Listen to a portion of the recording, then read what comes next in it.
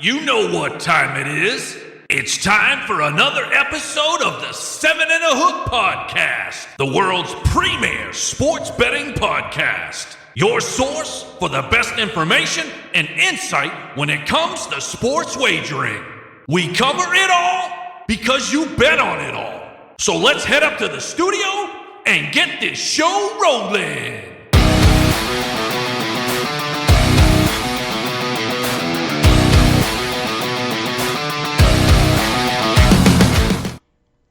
Good evening, everybody. Welcome to 7 and a Hook, your premier sports betting podcast, along with my partner, Patrick J. Brooks. We call him Brooksie.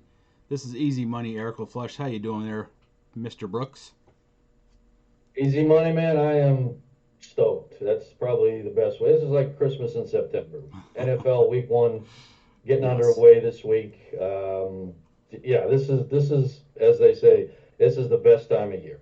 I don't care what anybody says. Yeah, I like the spring, I like the summer, but I like opening week of NFL. What say you? Well, I can't agree more. I mean, throwing that pigskin around, it is my favorite time of the year as well. NFL equals some Sunday couch time, some Monday couch time, some Thursday couch time. I'm all about the couch time. Plus, we're going to make you guys some money. So, this is as the screen says at the bottom between our logo, it says your premier sports betting podcast, and that's for a reason. If you want to make some real money, you follow Brooksie on his prop bets especially, but we're going to handle everything. Of course, we do handle everything that can take a bet or gets a bet or garners a bet or whatever, what have you. But we are concentrating this week on week number 1 as we start week number 1 off with a huge game, Patrick. Oh, yeah. No, you got the defending Super Bowl champions, Tampa Bay Buccaneers, at home against Dallas. And there's going to be some fireworks in that game, Eric. There's no doubt. We're going to break that game down. We're actually going to break down every game this week. You decided there's some games you really like. I decided there's some games I really like. We're also going to look at the Monday Night Football clash. And then we're going to end with our AFC champion, NFC champion, and ultimately who we think is going to come home with the Super Bowl hardware at the end of this season. So there's a lot to cover tonight. There's no doubt. First things first, though, got to get our socials out of the way. You can follow myself at Patrick J. Brooks on Twitter, Eric at Eric LaFlesh. The show is at 7. That's the number 7 and a hook. That's the same on Instagram, 7 and a hook, and Facebook.com/7 and a hook. So check us out. We've got a lot of likes, a lot of follows already. We appreciate everybody tuning in. We're all getting a bunch of feedback and emails too. So again, thank you very much. We always say don't be a spectator, be a participator with our shows. And Eric and I have hosted a few different shows, different platforms over the years, and what makes the show go is you. So please contribute. We very much appreciate it. So absolutely right. And this show, just a quick rundown, because this is a show that Patrick's brainchild. We launched it a few weeks ago. We cover everything, not just football, but today is going to be mainly NFL because obviously it's week 1 in the NFL. But we also do baseball, basketball, hockey, soccer, MMA, boxing, auto racing, horse racing, golf, tennis, who knows what else. I mean, there's all kinds of weird bets come the specialty halftime shows of the finals. We got the World Series coming up. We have the postseason of MLB coming up. We have so much sports. The start of the NBA is right around the corner. We cover it all because you guys bet on it all. That's right. And speaking of that, now, tonight is NFL pretty much. That's kind of our main focus. But I guess before we get going, Eric, and those that have listened to this show and our other shows know that Eric is a avid sports. He collects sports collectibles, and a lot of baseball cards included in there. And today you had 3 players and 1 executive inducted into the MLB Hall of Fame, and that was Derek Jeter, Ted Simmons, and Larry Walker on the player side, and on the executive side you had Marvin Miller. Right. Now, this, because I really don't know, Eric. You collect a lot of cards. You probably have all 3 of those guys that are going in. Oh, yeah. What kind of bump does that give one of their high-rated cards. What do you think it does? The highest rated, the card you want from Jeter, of course, is the 93 Upper Deck SP. That's their premier. It's a foil card from 1993, which was the iteration of the foil, which is a layering process. It makes the corners very fragile, and the bottom corners of the Derek Jeter 93 SP from Upper Deck card is very. It's hard to find them in mint shape. That card received a bump back when he was voted in, which was actually pre-COVID. We knew he was going to go in. Right. It's supposed to be the summer of 2020. That got pushed back. So his card did receive quite a big bump, along with virtually every other sports card on the market because of COVID is what everybody's wondering. I mean, the whole hobby as a whole, and I'm talking, again, this is the card market is an all-encompassing hobby. Every sport's represented. The major price increases that we can only attribute it to because people were at home. They had some extra money. You'd be surprised what you spend in coffee, gas money to go to work. That translates to hundreds of dollars extra in your pocket. Well, those pockets became empty for a lot of people because sports cards became blazing hot. It's interesting. The Ted Simmons was voted in. He was a catcher. His rookie card is 1972 tops. He was a catcher with St. Louis, but he also he had stints with Atlanta and so forth. He was voted on the Veterans Committee, voted Ted Simmons in. And Larry Walker, his rookie card is 1990 Leaf. He was a Montreal Expo when they were still around. Then, of course, he had his most prestigious years with Colorado Rockies, where that whole park as a launching pad. He made it in. A lot of people were saying inducting people like Harold Baines from the White Sox, Larry Walker, makes it the Hall of the Very Good, not the Hall of Fame. But it's tough because of the game in the last 10 years has evolved. It used to be like, this is for a quick example here. I know that when I was a kid, in the 2000s. Okay, the 80s. I was waiting for your response there, but in the 80s there were a couple benchmarks. Okay, 3,000 strikeouts, 300 wins for a pitcher, for example. Right. 400 home runs, and 3,000 hits for a major leaguer. Now, 3,000 hits as a major leaguer is very hard to come by lately. I mean, Albert Pujols has it. He's still active. There are a couple within striking distance, but they've dropped. Those standards have kind of dropped down now. 300 home runs, 2,500 hits. It's very rare for a pitcher to go more than 5 or 6 innings in a start, and that's considered a quality start. That's a whole show upon itself. That's ridiculous. Which we will have this show. So having a pitcher, you're not gonna have a pitcher. Max Scherzer for the Dodgers is over 200 wins, I believe. But it's gonna be so. I don't know what's gonna happen. I mean, Pedro Martinez got in with 199 wins.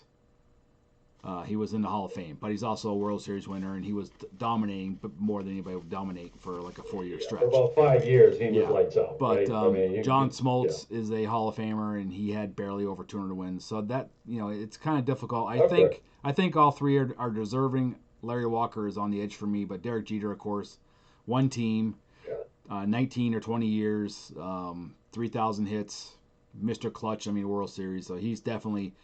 What's very interesting is that he was not a unanimous. There's only been one unanimous vote in the Hall of Fame, and believe it or not, it wasn't Ty Cobb, Babe Ruth, Hank Aaron, Lou Gehrig. It was Mariano Rivera. Yeah, right. For the Yankees, and even Derek Jeter only got 97%. So Mariano Rivera is still the only unanimously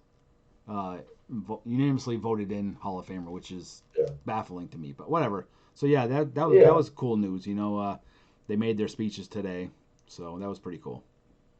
Yeah, and Derek, I think there was one writer that didn't vote in Jeter, and he pointed him out today. Basically, thank you to all the baseball writers except one. So he didn't forget, right? He was it's probably still on his mind. I don't know who it was off the top of my head, but could have been a Boston beat writer. Who knows? And that's the way it usually goes. But listen, us Boston folks, we just can't give those Yankees credit, even though he deserved it. So I know. But yeah, as far as like Larry Walker, I mean, I looked at his stats before we went on, and listen, 383 home runs, that's pretty good. 97 MVP National League. Yep. Now, granted, he played in Colorado, but the hits thing, I think you're right. I think they have to drop it down because eventually no one would be getting in because no one's getting 3,000 hits anymore. Yeah, it's very few and far between. I mean, Miguel Cabrera for Detroit is closing on that. He might get that, but it's taken him 18, 19 years. It's just the game is bigger, stronger, faster, and now the game has totally changed. I mean, and again, we are going to have a couple shows on baseball, basketball, and football, how the games have changed over the years. And they haven't, some of them have not been for the better. But anyway, that's for another show. All right, so let's head right into the season opener. All right, we have the Dallas Cowboys traveling to Tampa Bay Buccaneers. All right, this is the Thursday night game. Tampa is, depending on where you're looking, the line is 7.5 or 7. Yeah. We're going to go time of show 7.5, which I like because that's the name of our show, so it's got a good ring for their first game. I think we're going to have to call the league, Eric. They're using our name, first game. They're trying to, jump on our coattails. We will put a cease and desist order in tomorrow morning. Yes. So on the money line, Tampa is minus 365 to win 100 if you just want to bet them straight up. Yeah. And Dallas is plus 280. The total, Eric, is 52. So I'm gonna take the floor first. I'm gonna give you my take on it, and then I'll let the audience know how you feel. Okay. Dallas last year, 2-9 straight up in their last 11 games on the road. Okay. Dallas, to say the least, had a very disappointing preseason. They lost every game. Okay, I guess it really doesn't matter if you win or lose, but the problem is they didn't play really any of their starters at all. Okay, Dak Prescott did not take one snap, I don't think. Right. So in essence, this is his first game. You can call it practice, preseason, but it's the real deal against Tampa Bay. So does that strategy work? Do you just rest all your starters during preseason? Do you get them some reps? We're going to see Thursday night. Okay, Tampa Bay is strong on both sides of the ball, no doubt. We know what they have on offense. Their offense last year was among the top in passing, total yards, and scoring. Their defense is no slouch either. They led the league in rushing defense. They only let up 80 yards a game. They only let 10 rushing touchdowns in, averaging 3.6 yards against. So their defense is pretty stout. Tampa Bay wins the game. Tampa Bay raises the banner.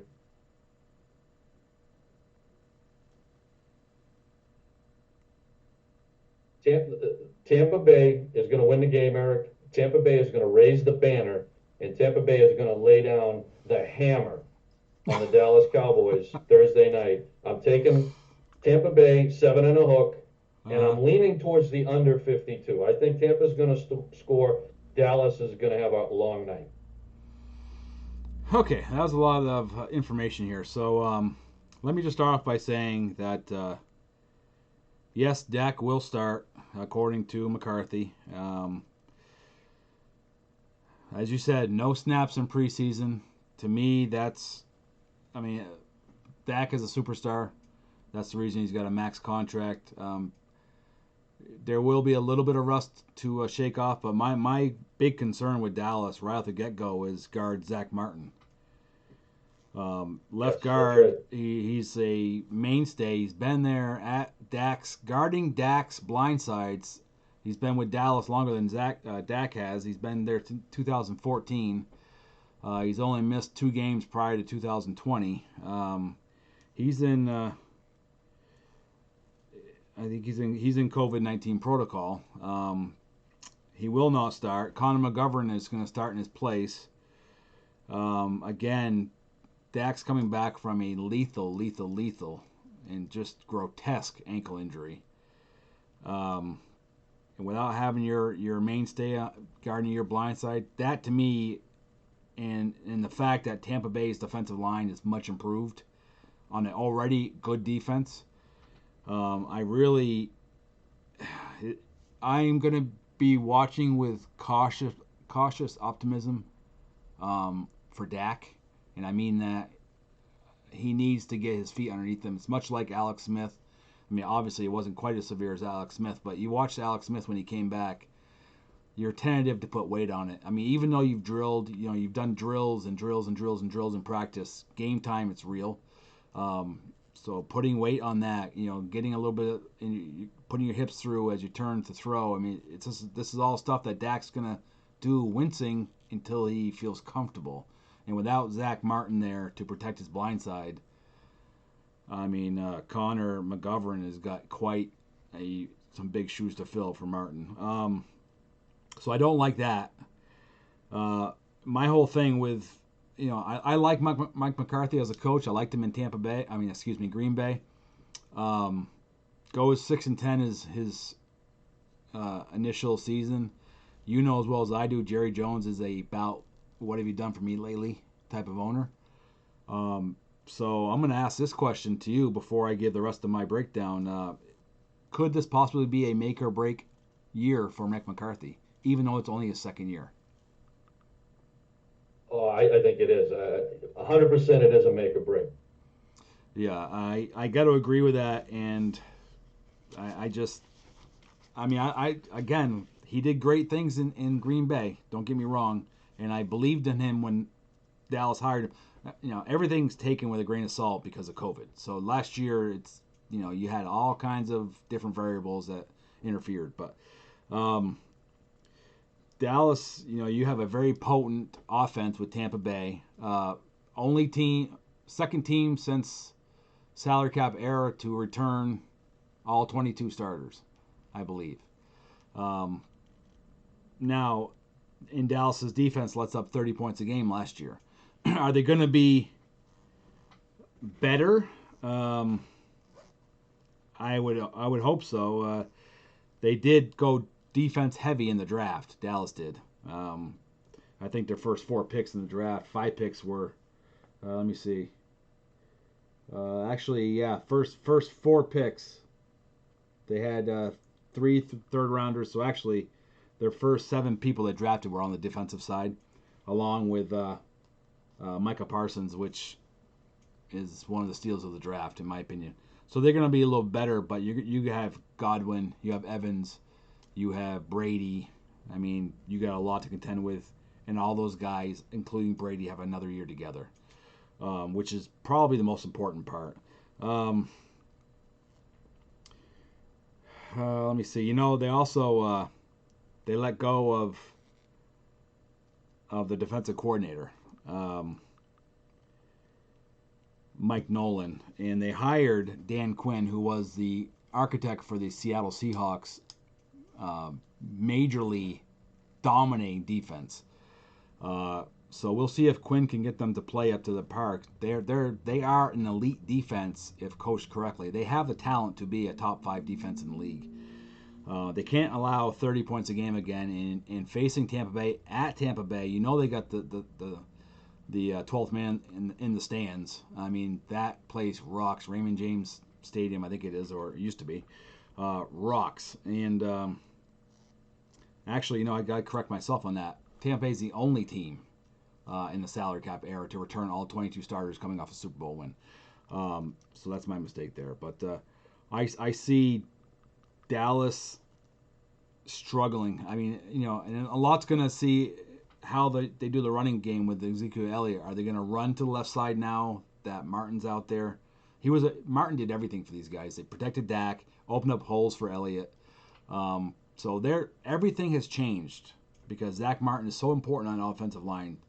Mike McCarthy's got to be scrambling a little bit. I'm picking Tampa Bay. I'm picking them to cover, and I'm going over on the total.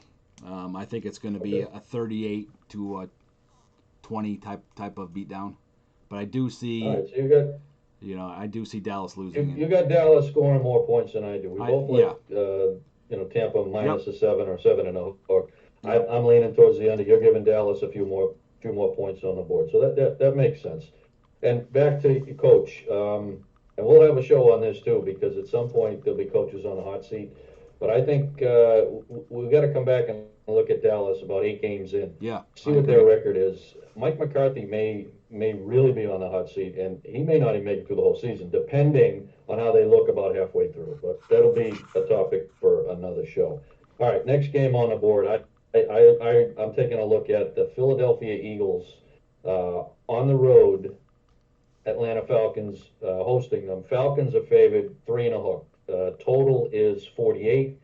Money line Falcons minus 190, and the Eagles are plus 160. I think the Eagles are going to have trouble stopping the Matty Ryan Express this week as he throws to Calvin Ridley, and his new tight end is Wooby. It's going to be Kyle Pitts, the tight end out of Florida. I think they're going to have a big day, both those guys. Teams weren't that great against the spread last year. Atlanta 7-9, Philly 6-10. Despite that, and despite the fact they weren't that great against the spread, Atlanta, and their record was pretty abysmal. Matt Ryan had a pretty good year. He threw for over 4,500 yards, 65% completion percentage, 26 TDs, and only 11 interceptions. So despite that, he had a pretty good season. I look for him to improve on that this year. And then I look on the other team, Jalen Hurts. It's really his second season in the NFL as he heads into it. Last year he played in 14 games. He only started 3 or 4, I believe. So it's really his first season. I look at it as being the guy. Okay, and I think the last show he said he's got to put on his big boy pants this year. Now he's got a lot of weight on his shoulders. He's supposed to pull him out of the NFC East. That's a big step, I think. Now he does have a nice new weapon with Devonta Smith, the Alabama wide receiver they signed, but it's going to take them a few games to get that chemistry, start working together. But once they do, they're going to be pretty lethal. I just don't think that the Eagles have enough to stay with the Falcons in week 1. So I'm going to lay the 3.5 with the Falcons over the Eagles, and I'm leaning towards the over 48 points. And one other thing is a quick prop bet on Jalen Hurts is his rushing total for the year, Eric, is 655.5. That's very low. Okay, the 3 games that he started last year, he rushed for 69 yards, 63 yards, and 100 yards, which is an average about, what's that, 327 yards a game or whatever. Yeah. To get 655 yards in 70 games, he only has to average 40 yards per game. He's going to be running a lot. I like the over 655 for Jalen Hurts. So I would agree with that. Actually, I agree with that whole assessment. I'm going to take a look at Pittsburgh Steelers traveling all the way to Buffalo to play the mighty Bills. Bills are minus 6.5 with a 48.5 point total. This is going to be a great game. Pittsburgh's been very solid consistently on defense for years and years and years. In fact, Pittsburgh has gone 5-1 at Buffalo in the last 6 meetings. Of course, this is not your dad's Bills. This is a team built on speed, power, size. Got a great coach. I love Josh Allen. I'm looking for him to just continue to improve. McDermott, the coach, excuse me, he's 40-29 straight up. He's looking to improve that. I see big things from the Buffalo Bills this year. But this right here, this opening day Sunday matchup is going to be one of the tougher games they play all year long. So this is going to be a really good measuring stick to see how mighty the Buffalo Bills actually are. I love another season with Josh Allen and Stephon Diggs. Stephon Diggs is just an incredible ball player who's only getting better at the wideout position. So I'm looking for Buffalo to win and cover, but I would not put a penny on the over for points. I'm going under on points, which is 48.5. I think that you're going to see a 24-14 type of matchup. Buffalo is going to be the victor. But again, like I said, this is a tricky game because of how well Pittsburgh always plays in big games on the road. So I am seeing Buffalo to cover. I just think at this point in time they're a much better team than Pittsburgh. I agree. On both. I like your call on them covering, and I'm leaning towards the under 48 in the hook. So, all right. Next game on the docket I'm going to chat about is the Minnesota Vikings -3 traveling to the Cincinnati Bengals. Now, Minnesota is a road favorite. All right. This week there's 6 road favorites. Vikings are one of them. Total is 48. Money line Vikings -170 and the Bengals +150. Vikings had a pretty good season last year. Now they came up short, and the big reason was because of their defense. It was ranked 29th in the league. That's usually not very good. No. Now they do have some reinforcements coming back. They had a lot of injuries last year, and COVID really kicked the you-know-what out of them. But you got Michael Pierce, Daniel Hunter, Anthony Barr, and Eric Kendricks coming back. Now these are players that really didn't play much last year on the defensive side of the ball. So they're back. So that's a good thing, assuming they stay healthy. And I think you got to look at Kirk Cousins and Calvin Cook. You know, they're probably going to have solid seasons again. And I actually look for them to have a big day against the Bengals defense, which is not very good. Okay. On the offensive side of the ball, the Bengals, their offensive line is kind of, I don't want to say mincemeat, but it's pretty close. Okay, so I think Joe Burrow, who's going to be their quote-unquote leader this year, is going to be under a lot of pressure this Sunday. So I'm laying the 3 on the road. I think the Vikings are going to go into Cincinnati and cover that game. I'm leaning towards the over. I think you're going to see some points on the board, Eric. So that's what I see Minnesota against the Bengals. It sounds good. I mean, Cincinnati should be a lot better than they are, but they're not. Game I'm going to cover next is the San Francisco 49ers traveling to the Detroit Pistons. The Lions, excuse me. There I go, getting my teams mixed up again. The Pistons. Well, you know what? Pistons, you put a helmet on, they're actually probably going to be better. Detroit Lions, they are just a mess. Again, I think in our preview a couple weeks ago, we said that they've, year after year after year, been in a rebuilding platform for like the last decade or two. San Francisco is favored 7 and a hook with a 45 and a hook point total. One of your other teams that's favored on the road to win. San Francisco is just a better offense and defensive team at every single position than the Detroit Lions. The only thing Detroit has going for it that I can see, well, besides they have a new quarterback, Jared Goff, but they gave up Matthew Stafford, is I'm seeing they're kind of getting a new slate at coaching. Dan Campbell's first-year coach. And what that means in Detroit is you just haven't been exposed to his bad habits yet. Detroit seems to hire some coaches that just can't get it done. But I'm going to give Mr. Campbell the benefit of the doubt. However, they are nowhere near going to even compete in this game. They're overmatched, as I said, at every single offense and defense position.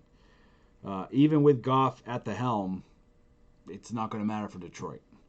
I see San Francisco coming in and really putting a beat down. I'm seeing them win in a 38-17 type of matchup. So I'm going to take San Francisco definitely is going to cover, and I'm going to take the over on the points, which is 45 and a hook. I think that San Francisco could have a chance at scoring that themselves. So definitely going to take the over on the points. San Fran at Detroit. Makes a lot of sense. That makes a lot of sense. Lord help Detroit because they need it. I'm telling you. Like you said last show, they do get a Thanksgiving Day game, so they can certainly, that's a double thumbs up for their locals. We'll see how they fare. They have. I mean, their first 5 games, Patrick. I don't know who they upset for the schedule gods, but they host San Francisco. Next week, travel to Green Bay. Week after that, they go They have Baltimore at home. Next week at Chicago, at Minnesota. I mean, they could be an 0 for 5, before you even know it. So hopefully they improve. They do need to shell out some cash and get some players. It's just the way it is. I know it's a small market, quote-unquote, team, but it's going to be a rough go, I think, for the beginning of the 2021 season for the Detroit Lions. That sounds like an 0 for 5 to me. Definitely could be. I wouldn't be surprised. Wow. Yeah, that's tough. Yeah. All right. Next game on my grid here is the Arizona Cardinals. They're going to head east and take on the Tennessee Titans. The Tennessee Titans are 2.5 point favorites. Total is set at 52. Arizona was 8-8 last year, pretty solid season. Titans were 11-5. Okay. Against the spread, Zona was 2-7 in their last 9 games. Not very good. Titans, on the other hand, weren't that good either. They were 1-4 in their last 5. So, and that's during week 1. So they don't always get off to a great start to the season. I think things are a little bit different this year, though. You got Ryan Tannehill. He's got a lot of offensive weapons, and to me, they're one of the definitely most potent offenses in the league, hands down. Okay, when that guy is on, he's hard to stop. Okay, Kyler Murray, we talked about him last show. I think he's super exciting. I think he's a must-watch kind of guy. Okay, I just think it's a little too much to ask for him to fly that team out to the East Coast. Now, this is a 1 p.m. start. So, again, this is like 10 a.m. to these guys. The schedule gods aren't doing them any favors here, Eric. So, I really like the Titans minus 2 and a hook to win this game. I'm leaning on the under 52. Don't see a lot of points being scored. This is actually my GOTW. This is my game of the week. So, this is a Brooksie's best. So, pick it and go cash that ticket, folks. This is my game of the week. Very good. Let me continue on by previewing the Seattle Seahawks traveling to Indianapolis Colts. Seahawks traveling in with as a 2 and a hook point favorite, with the total being 44 and a hook. We're going to see, I think, in the first 2 possessions, which Seattle team shows up. Are we going to have the Russell Wilson running for his life, where bad things can happen as far as INTs, or are we going to have the Russell Wilson where he has confidence, drops back in the pocket for his 5 steps, and has a second or 2 or possibly a little bit more to find a Lockett or a Metcalf? I think with Indianapolis' defense being fairly stout, it's going to be in San Francisco. I don't know if you've noticed this over the last few years. You can tell. It's the same as the New York Giants. It's the same as a few other teams. You can tell in their first couple possessions what their game plan is going to be. And I used to say when Eli Manning, and I'm a Giants fan, as you know, but Eli Manning, he did give Giants fans 2 Super Bowls, so I won't harp on him. But my tell with him, it was first possession, first drop back. If he throws off his back foot, no bueno, no good. That game is going to go to heck in a handbasket very quickly. And that proved true start after start after start. And the same thing, Russell Wilson. If he's scrambling around, he's looking at his 3rd and 4th and 5th options, and kind of like, where do I go? What do I do? That's when he starts throwing across his body. Now, he's a fantastic quarterback, don't get me wrong. But when you do the low percentage throws, you're bound to get an INT here, a tip or a forced fumble, whatever the case may be. I think you're going to tell very quickly. And they're going to be inside the dome. I would imagine that the top will be shut. Who knows? But you got Wilson. He's coming in, and he's going to be facing a new face in Indy. Philip Rivers retired. Indy went out and got Carson Wentz. So we're going to see Wentz. We talked about him in our preview. To me, he's kind of he needs to play a full season without getting injured for me to really, really analyze his talent and see where he's going to go from here. However, he does have the equalizer in Jonathan Thomas in the backfield, which it'll be very pivotal to see how he does against the Seattle defense. Seattle defense always, year after year after year, was prominent. They are aging, their backfield especially. They did allow the same amount of points in 2020 as they did in 19 with 24 contests. I do like. We're going to see the last 13 games against the spread. They are 9-2-2. So it should be, that's 13 games. And Russell Wilson, of course, is straight up in the last 13 games in the Eastern time zone, which is kind of a weird stat. He's 12-1. And that was a few years ago when they would travel to Carolina. They would travel to Atlanta.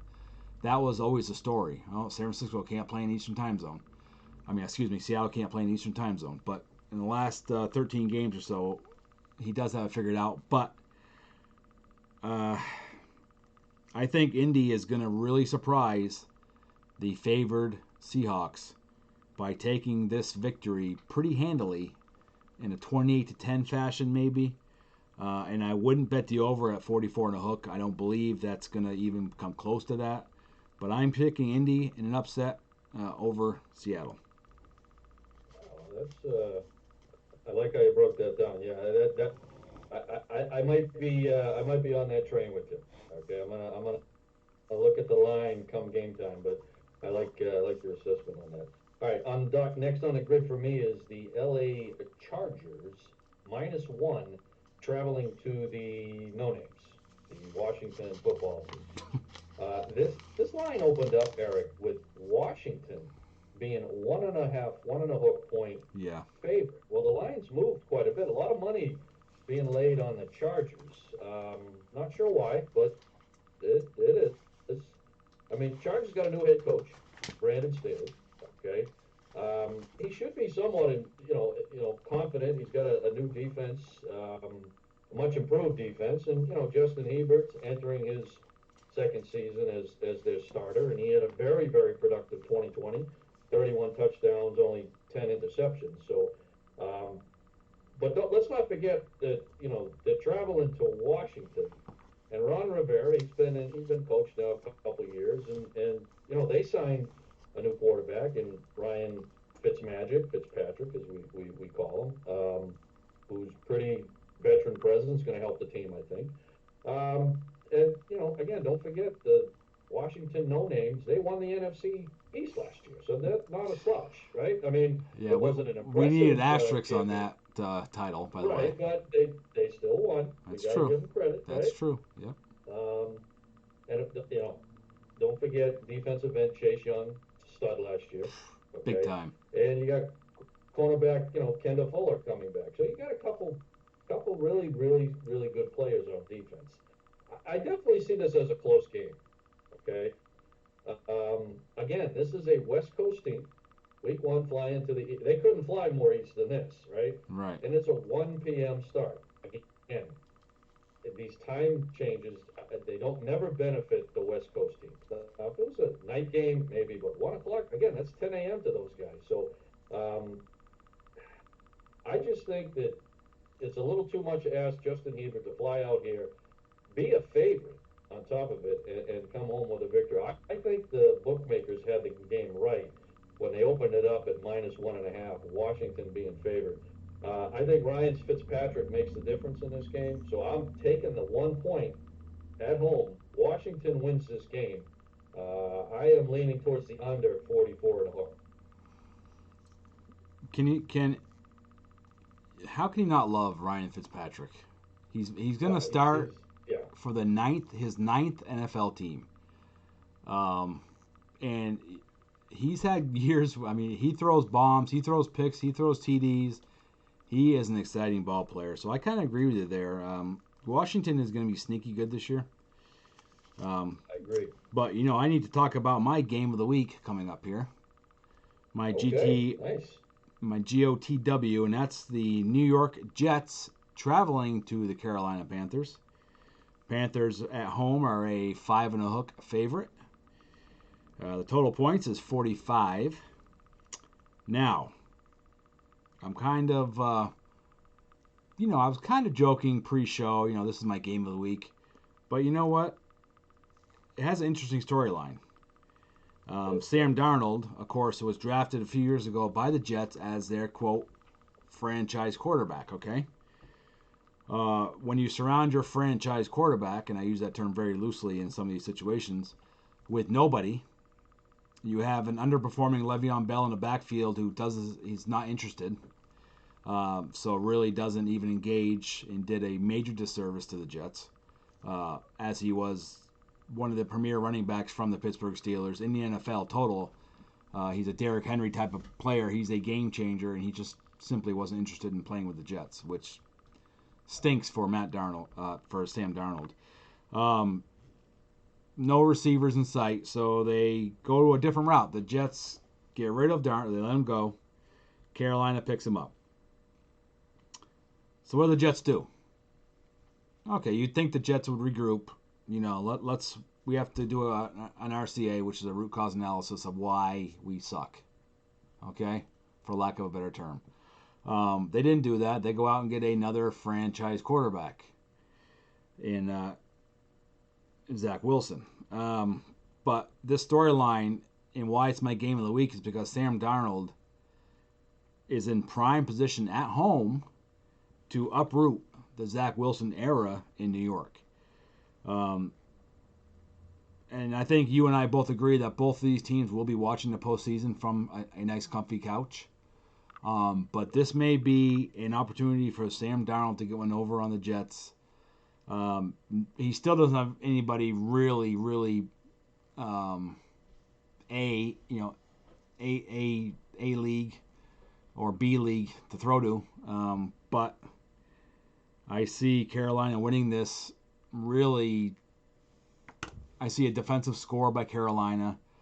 I see field goals only by the Jets. I'm seeing it something like a 24-9 type of game. I would not even come close to thinking about betting the over on this, which is 45. Carolina, in my opinion, easily covers, and I think Sam Darnold might get a little bit of redemption against the Jets coming up on Sunday. Right, no, I'm on that train. I think Carolina wins this game, and I think it's redemption city. And don't forget, Robbie Anderson came over from the Jets too. He's a receiver now playing with the Carolina Panthers, and those two played together last year. So I think they got a little fire in their belly, yes, as they say. So I agree. Eric's game of the week. All right, nice. All right, next game on the grid here is the Browns. The Cleveland Browns. They travel to the Kansas City Chiefs. Chiefs are -6, total of 53. All right, Eric. To me, this is the Browns coming out party. And what I mean by that is they're either going to come out as contenders or they're going to come out as pretenders. Okay?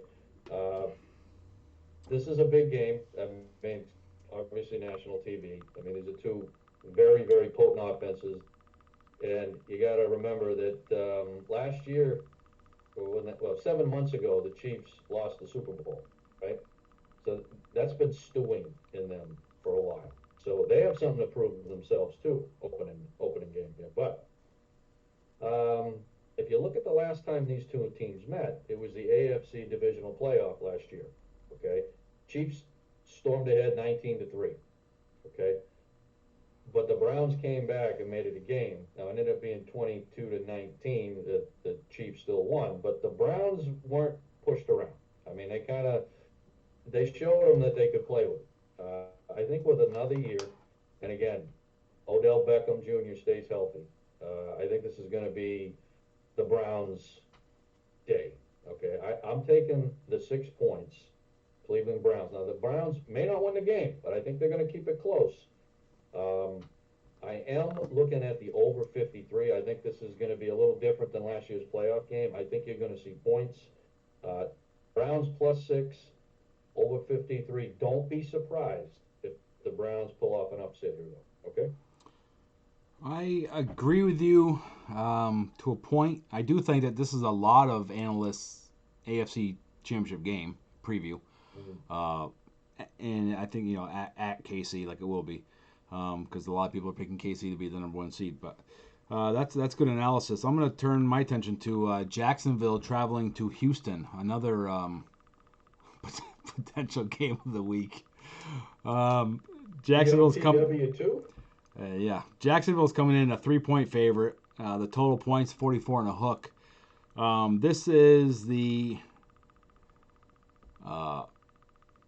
Urban Meyer and Trevor Lawrence era, the debut for Jacksonville. Starts on the road in Houston. Probably pretty good. Lucky for Jacksonville that they get to play a Houston, which is basically in shambles. The Texans are not what the Texans used to be.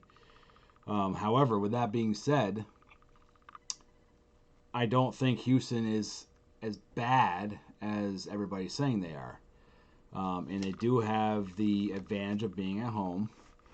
I'm seeing, as everybody has heralded Trevor Lawrence, he's the next, insert the name of your favorite quarterback. I am not 100% set on Urban Meyer. Now, we've seen the college to pro transition for coaches not go as smooth as the college to pro transition for players. Urban Meyer, until he wins some games, is still a rookie head coach in the NFL. I don't care how many championship wins he has in college football. He's still a rookie coach in the NFL. I'm actually seeing now. You may not agree with this, but I'm actually seeing Houston in an upset. I think the line, according to what you read and what you hear coming out of the locker room in Houston, the line to me should be even wider. It should be Jacksonville should go into there like a 7-point, 7 and a hook favorite maybe. But I'm seeing Houston score some points. I'm seeing them with another defensive touchdown. They're good on defense. They did lose J.J. Watt, but they're still solid on defense. I'm seeing them in something like a 24-16 game. This is another game where I don't see the total points even coming close. So I would stay definitely away from that total points over. I would take the under on that, and I would not.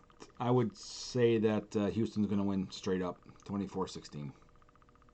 I agree with you. I think that's a big ask to have a rookie quarterback, rookie coach, and a bunch of new players go on the road and be favored in their first game. So I agree. I think the Texans are a live underdog here at home.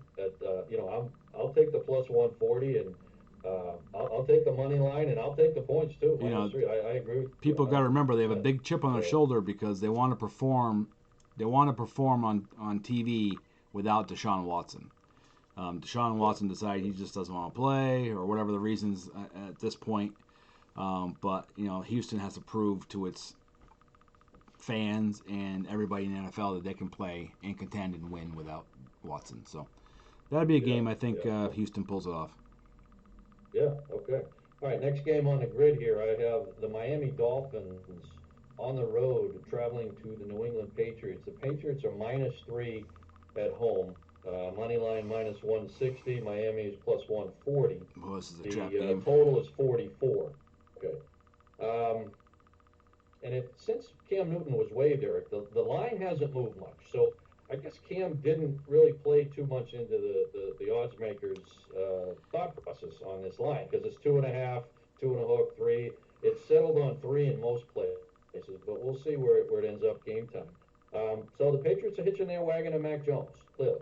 Okay, he's not a runner, he's not a scrambler. He's the ultimate, pocket quarterback, and so that's one less thing that the Dolphins have to scheme for, right? I mean, if Cam Newton was behind center, they have to. He can run, he can scramble, he can throw. Now it's okay. We got a pocket quarterback. Let's game plan that way. Listen. Finns were 10-6 last year. I keep telling people that people are sleeping on the Dolphins. They had a very good season last year. 100%. They're a good team, okay? Yep. Now, they missed the playoffs, just barely, and that was the 4th year that they've missed the playoffs, okay? So there's a little hunger there, right? Now, the Patriots, on the other hand, they missed the playoffs for the first time in 11 years. They went 7-9. As a matter of fact, I think the last 11 years they've even won the division. So that was the world was kind of upside down in New England. Yeah. I like Mac Jones. I like what I saw in the preseason. You've actually got two Alabama quarterbacks going at it here, Mac Jones and Tua, right? Both Bama graduates. I just think Mac Jones is going to be a good quarterback. I don't think he's going to be good enough week one. Okay. I'm taking the Dolphins and the 3 points in this game, and I'm leaning towards the under. Don't see a lot of points here. I think you're going to have a lot of feeling out on the Patriots side. Who can perform? I think Mac Jones is going to be handing the ball off a lot. Not going to be put in a lot of positions to fail. But yeah, I see the Dolphins +3, and I'm going under 44. Quick prop bet here, though. Again, I love these things. Damian Harris, right? My brain just shut off there. Their running back, okay? His prop total, Patriots, is 845 and a hook yards. Last year he ran for 691 yards, and it was running back by committee. You had him, you had Sony Michel, who's now he's with the Rams, okay, and Cam Newton who is gone. Okay, so there's not a lot of people that are going to be running the ball other than Harris and James White. And Harris is going to get the lion's share of the carries, Eric. 845 and a hook, I think, is a gift. He's going way over that. He's going to hit 1,000 yards this year. Play the over in his yards this year. Yeah, actually, I like that a lot. I like Miami going to New England, and really, I think you're right. A lot of people are sleeping on New England, for sure. I'm going to turn my attention to Denver Broncos traveling to the New York Football Giants. At the Giants, Denver's coming in as a 3-point favorite. The point total is 42 even. Denver's defense is much better than the G-Men's offensive line, and that's there's not a lot more you need to know. Denver allowed 19 points a game last year. I see they have a healthy Von Miller. Oh, my poor football Giants. I think that just the presence and how the defensive line is going to play for Denver is going to propel the offensive line. I think Drew Lock's going to have a big day. I think you're going to see some frustration with Saquon Barkley as he returns. You got Daniel Jones as a quarterback. He does have a couple targets. You got Evan Ingram at tight end. He's a big, strong kid. But I just think the Giants are a year out. Judge is the head coach. I think he needs a few more, another season and a half. Hopefully he gets that. Hopefully who knows what kind of hot seat he's on after 1 year. But we'll find out. I think I see Denver. I see them winning. I don't. Again, I see a theme with me this year, or I should say this show, and it's thinking that the over is not going to be approached. I have this game as like a total of 27, 28 points. The total that the odds makers are saying is 42. So, me personally, with my money, I'm staying away from the over on the total points. Denver is going to win. They're going to cover. It's going to be a 17-10 matchup. Giants have a tough time scoring. But, again, the caveat to this whole thing is Saquon Barkley. Is he healthy? Because if he's healthy and he's the Saquon of 2019, then Daniel Jones is going to get another second and a half in the pocket to make a decision. He's going to go to Shepard. Who's he going to go to? That's the whole key. If Daniel Jones has no time in the pocket, we know he has legs. His legs are better than his hands at 80 yards, but or his feet. But it's going to be another tough day for Giants at home. I hate to say that, my lowly Giants. I think they're going to come up short a little bit with Denver. Okay, I think they're going to be improved this year. Okay, I think again, Barkley healthy is going to help Jones immensely, but that's the key. If he's healthy, yeah. I agree with you. If he's healthy, yeah. All right, next game on the grid, I got the Green Bay Packers, the Cheesies, -4 favorites as they head into battle the New Orleans Saints. Total is set at 50. Now, this game is going to take place in Jacksonville because of Hurricane Ida. So, but the Saints are still considered, uh, you know, the home team. Yeah, yeah. Right? They just a little travel into Jacksonville. So, Packers are looking to get back to the top of the mountain, and what I mean by that is the Super Bowl mountain. They haven't been there, believe it or not, since 2010. Okay, now since then they've made the playoffs 8 times. They've made it to the conference final 4 times, but no Super Bowl appearances. So they still got some work to be done, right? The Aaron Rodgers drama, whatever you want to call it in the off season, how much has it strained the relationship with management or even some of the other team members? We don't know yet. We really don't. That's all going to play out. Okay. New Orleans, different drama over there. The Jameis Winston era begins. And the good news is that Alvin Kamara and Latavius Murray are in the backfield because it's going to take a lot of pressure off of Jameis Winston. It's feast or famine. He could throw 40 touchdowns. He could throw 42 interceptions. He's definitely going to give that coaching staff some sleepless nights. Green Bay, 5-1 against the spread in their last 6 opening games. I don't care where this game is played, New Orleans, Jacksonville, your backyard. The Packers are going to come in -4. They're going to cover the game. The thing is, I don't see a lot of points. Again, I think Green Bay can score. I just think Jameis Winston is going to be kind of kept in a little box. I don't think he's going to be allowed to throw the ball as much as he wants. He's going to be handing the ball off a lot. So I'm leaning towards the under, but I like the Packers -4. So. All right, I'll have to disagree on that. Winston, one of the only quarterbacks in NFL history to throw over 30 touchdowns and 30 picks in the same season. He has a cannon for an arm. Although Micah Thomas isn't there anymore, I see Kamara scoring once or twice. I see the Saints putting up some points. I see it being a little closer than you think. I do see Green Bay winning, but I think that San Fran. I don't necessarily believe that Winston will have any restraints. He's basically Sean Payton, the head coach, has basically said even a few weeks ago that he is our guy. Of course, Taysom Hill would be the backup, and he'll get some time at QB sporadically during a game, every game, I think. That's what he did with Drew Brees towards the end. But I see the Saints being able to have a pretty potent offense. I mean, just Kamara. If Kamara's Kamara, he's good for 15 TDs a year. So it's going to be interesting. That's going to be a good game. Will the Packers close? Will they cover? Yeah, they're going to cover. I see the over on the points, but that's where we'll disagree. But good analysis. Okay, I'm looking at Chicago Bears traveling to Los Angeles to play the Los Angeles Rams. Rams are a 7.5 favorite, and the total points is 43.5. Rams. What can you say about the Rams defense that nobody knows about? I mean, a little guy named Aaron Donald.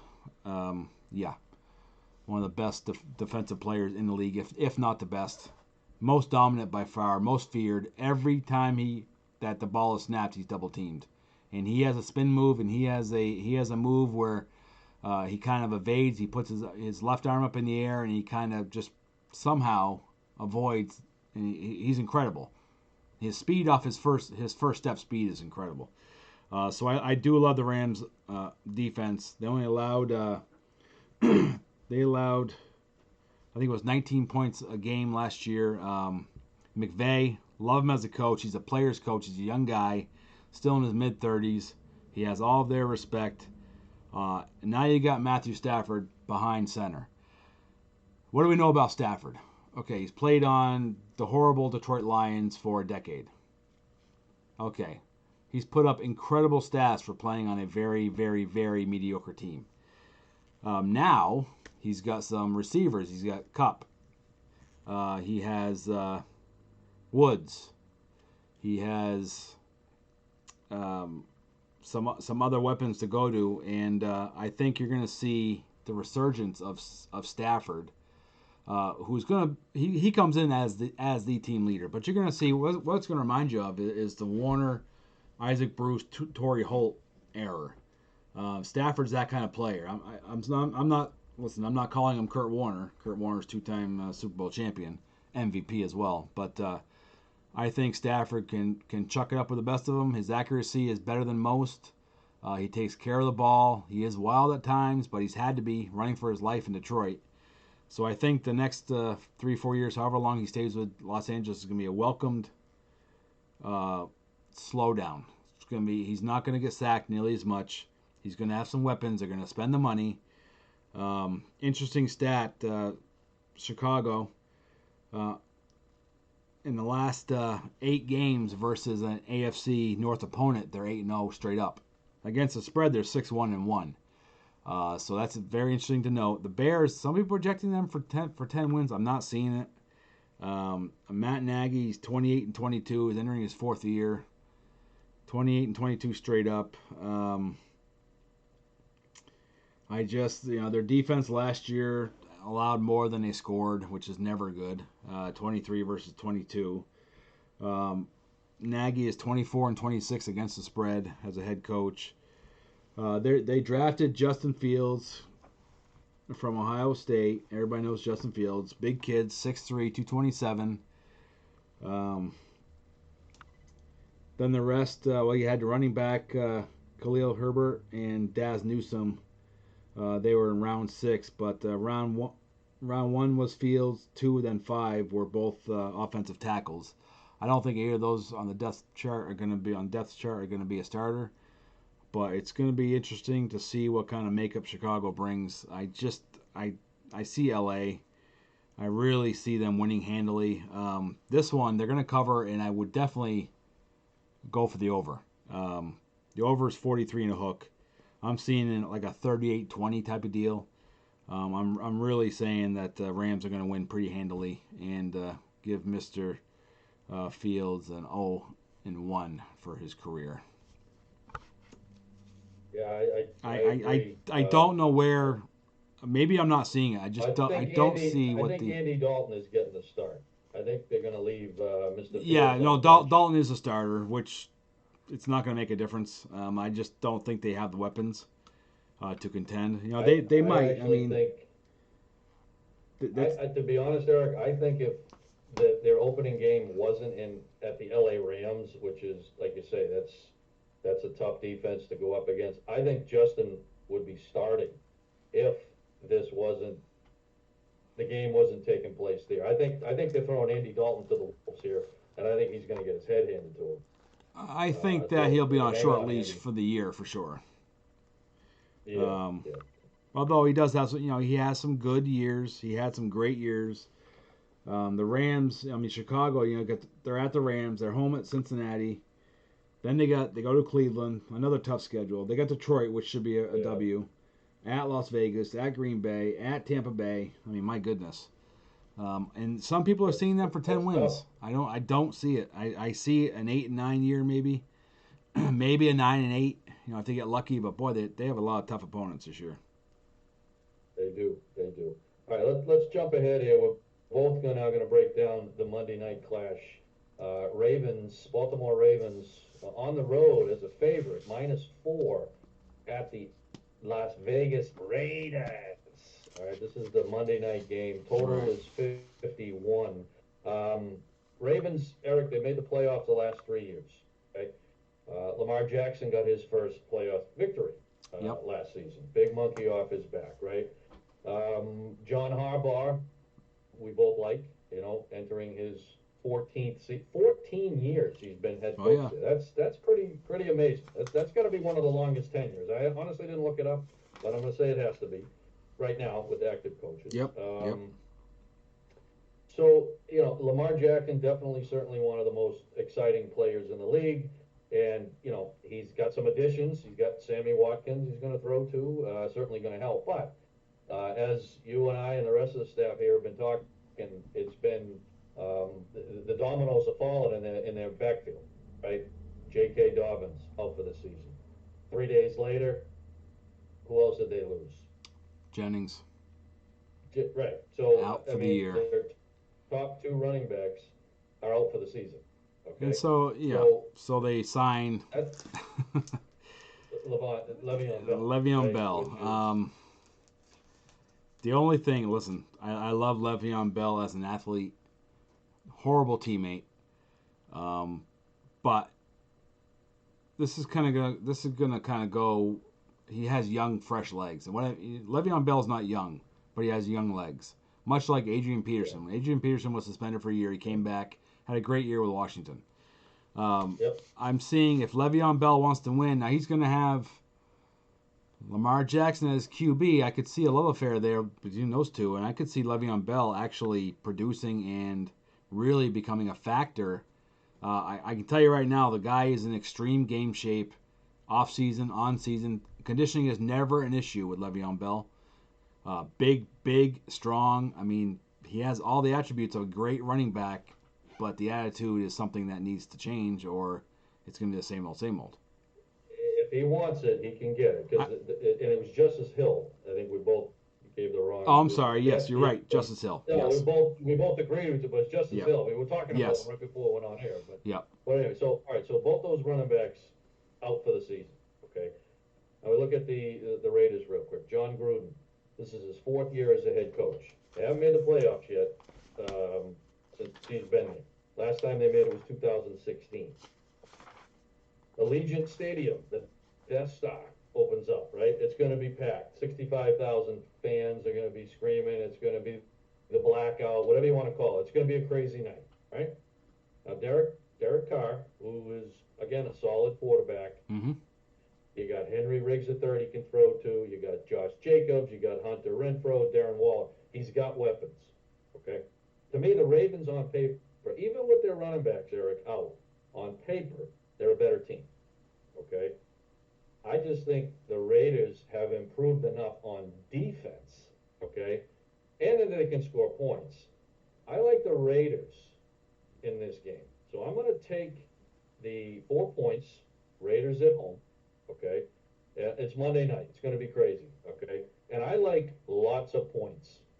I like the Raiders getting 4, and I like the over 51. Are you ready for some football Monday night? Well, I will wholeheartedly disagree with you there. I think that Las Vegas is going to get trampled. I think that Lamar Jackson is going to have a nice coming out party on Monday night to show that, yeah, guess what? I am an elite quarterback.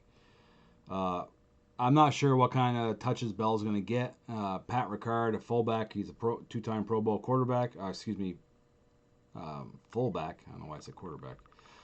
He's going to get some touches. He's especially lethal in a red zone. I'm seeing Baltimore all over Vegas. I'm seeing them win by double digits, if not more. Now if Amari Cooper was with Vegas, and I like Derek Carr just like you do. Derek Carr is a very good quarterback. He's in that good class. There's 5 or 6 quarterbacks in the league that are good to great, not elite, and he's definitely one of them. But I just every time I see Gruden on the sidelines, he looks more upset than the time before I saw him. Well, I think he'd be much happier as an analyst. I think that he had some grandiose dreams coming back as a second term with the Raiders back when he was in Oakland. Notice he had to go to Tampa Bay to win a championship. But anyway, that's neither here nor there. But so I'm seeing. You see points or no points? I see lots of points by Baltimore. I see. Okay. So the points are what? Let me see again. 51. I see that. I would pick the over on that. I think Baltimore is going to put in the 30s themselves. They're definitely going to win, in my opinion. Harbaugh, to me, even with Gruden's pedigree, is a better coach. He's more consistent. His team is calmer. They're not as frantic as the Raiders. But, as I say with everything, time will tell. But I see Baltimore going into Vegas and getting a win. folks. So there we go. We broke down every game on the NFL Week 1 schedule. Okay. And speaking of Vegas, half of the 7 and a Hook crew is going to be out there in a couple weeks. So hopefully I'll get to tour the Allegiant Stadium Nice. and probably have a lot of pictures of a lot of the sports books I'm going to be at. Yeah. So looking forward to it. Yes. All right, let's head towards some of the future bets we'd like to do here, and we're going to start with the AFC. Eric, who do you have winning the AFC Championship? I have the Kansas City Chiefs winning the championship and going to the Super Bowl for a second consecutive time, or actually third consecutive time, and I have them winning against the Buffalo Bills.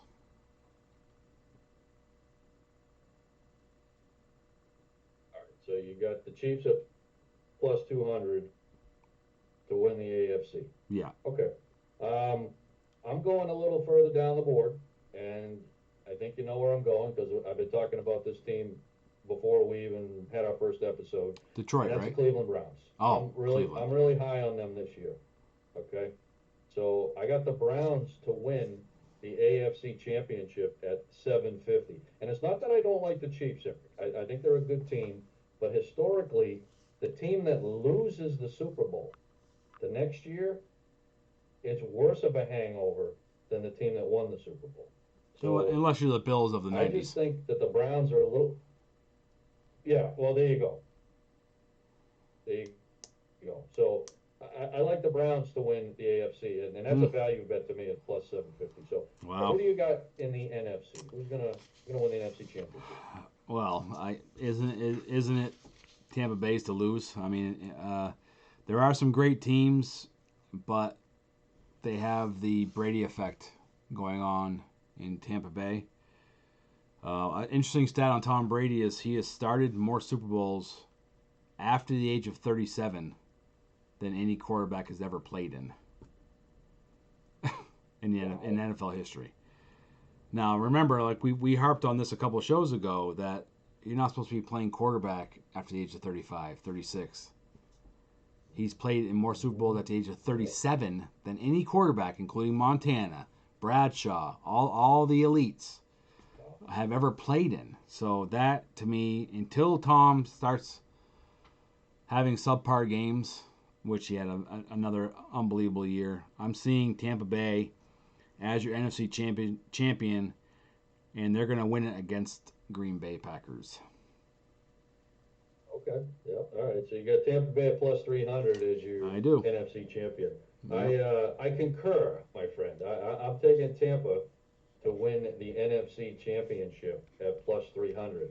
All right. So you've got the Chiefs and you've got Tampa in the Super Bowl. A rematch. Who's hosting the trophy? A rematch, exactly. So who's hoisting the trophy? I'm going to go on record, and I want everybody to timestamp this announcement. You are going to see a bad Super Bowl performance by Mr. Tom Brady. Pat Mahomes is going to be Pat Mahomes, and he's going to hoist that trophy for the second time in 3 years. KC over Tampa Bay. KC is the 2021 NFL champion, Super Bowl winner, and Mahomes will be the MVP as well. I see that. I can't see KC being beat right now until they're beat, I guess. Gotcha. All right, so you got Chiefs at plus 450. Yes. Right, that's a pretty good value bet right now. Yeah, I'm 100 to make 450 on the Chiefs to win the Super Bowl. All right, so Tampa Bay NFC is going to take on the Cleveland Browns in the Super Bowl this year, and as they say, they're going to shock the world. Oh, the Cleveland Browns will be the Super Bowl champions this season. Wow. Okay, and they are a plus 1,600 to win the Super Bowl. So lay it down, pick it, and go cash that ticket next February. The Cleveland Browns will be hoisting the Lombardi Trophy. Wow. So you are definitely betting on Beckham to really be into the year, huh? And not be a distraction. Yeah, when we talked in our first show, well, actually, whatever episode we did the AFC, I was high on the Browns, and that's the trifecta. If they stay together, and Odell Beckham Jr. isn't again something that rhymes with. Well, we'll just say if he's not his typical self, personality-wise, and he just plays football like he can, like he did for the Giants for a season and a half. Before he became a distraction, yep. Before he became the distraction, they will be lethal, and they will be hard to beat. So, yes, I'm hitching my wagon to the Cleveland Browns. And I always like Baker Mayfield. I mean, you and I both have talked about him a lot. I think he's underrated. And again, he's just brash and he can be arrogant at sometimes. But he is a very, very good quarterback. He's not gonna hurt you with the ball for sure. No. He won't turn. No high turnovers. I mean, he did have a couple of years where it was a learning curve for him. But again, any quarterback with the advantage of having good, solid, quick weapons with good hands on the outside can really do damage. So Patrick, Brooksie is picking Cleveland in an upset over Tampa Bay in the Super Bowl, plus 1,600. You said. Plus 1,600. Wow. I might have to even There's some money to be made here. There is some money. If these guys do it, we can do. Now, I am going on a limb by picking the same two teams that played in last year's Super Bowl because that's a rare feat. However, I am picking KC to win Tampa Bay. I think you're going to see Brady with a good to great regular season. You're going to see a little bit of age at the end, but I think in the playoffs, in the Super Bowl, you're finally going to see Father Time catch up to Tom Brady. And after the season's over, or as the season, Is this swan song? I'm not going to say that yet. I guess I'm asking. I'm not going to say that yet, but I'm going to say there's going to be some announcements, and one of those could be, in fact, the retirement of Brady. I know that if he does lose, if Tampa Bay doesn't even make it to the Super Bowl, if they have a mediocre season, I think Tom in that case will see himself as a distraction to the team, like he's holding the team back because he's 44 years old, and even though he's probably not, he could have a bad year and still be in the top 10 quarterbacks in the league. But so that's our picks anyway, guys, for Week 1 in the NFL and our postseason picks. Yeah, Week 1. There you go. There's our information and insight. Hopefully it's helpful, and hopefully you can cash some tickets this week. So, Eric, I think we should probably head to the exits. What do you think? I think so. Anyways, on behalf of everyone here at 7 and a Hook and my co-host EZ Money, Eric LaFleche, I am Brooksie, and as we always say, may your bad beats be small and your big wins be monsters.